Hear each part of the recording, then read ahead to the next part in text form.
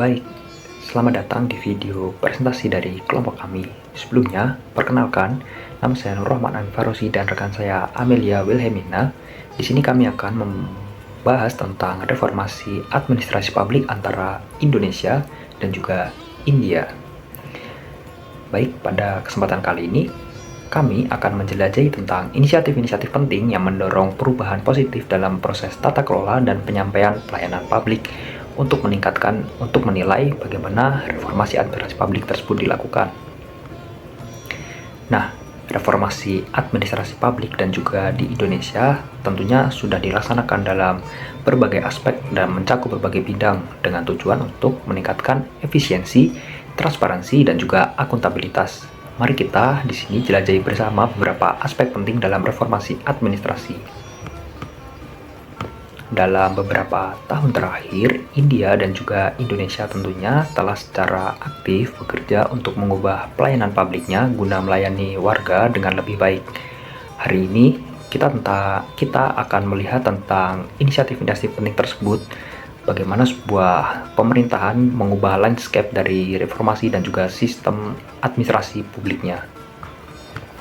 Sebelum masuk lebih mendalam tentang apa itu sebenarnya reformasi, mari kita pahami terlebih dahulu tentang tantangan-tantangan yang mendorong mengapa perlunya ada sebuah perubahan dalam proses administrasi. Birokrasi yang rumit, korupsi, pelayanan, dan juga kurangnya partisipasi publik merupakan beberapa masalah yang menghambat bagaimana sebuah tata kelola yang efektif tersebut dilaksanakan.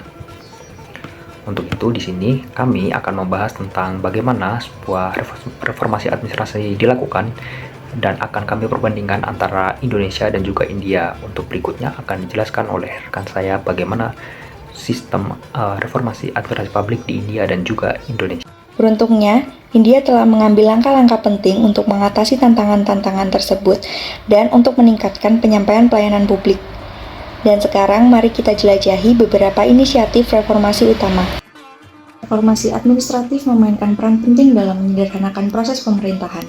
Digitalisasi, e-government, dan rekayasa proses telah mempermudah prosedur, mengurangi birokrasi, dan meningkatkan efisiensi. Pendekatan yang berpusat pada warga telah menjadi prinsip utama reformasi pelayanan publik. Fokusnya adalah memberdayakan warga dan membuat layanan lebih mudah diakses, responsif, dan disesuaikan dengan kebutuhan masyarakat. Transparansi dan akuntabilitas merupakan pilar-pilar kunci dari reformasi pelayanan publik. Pemerintah telah menerapkan langkah-langkah untuk meningkatkan transparansi termasuk dengan memberlakukan undang-undang hak untuk mengetahui dan memperkuat mekanisme anti korupsi. Inisiatif Digital India telah merevolusi penyampaian layanan melalui teknologi. Platform online, aplikasi mobile, dan infrastruktur digital telah memudahkan akses layanan pemerintah lebih cepat, lebih nyaman, dan lebih transparan. Inisiatif reformasi ini telah menghasilkan dampak dan manfaat positif yang signifikan baik bagi warga maupun pemerintah. Penyampaian layanan yang lebih baik memastikan bahwa warga menerima hak mereka dengan efisien dan tepat waktu yang berkontribusi pada kesejahteraan mereka secara keseluruhan.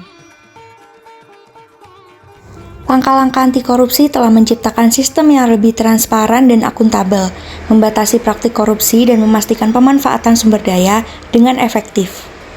Warga sekarang menjadi peserta yang aktif dalam tata kelola dengan akses yang lebih besar terhadap informasi, platform umpan balik, dan keterlibatan.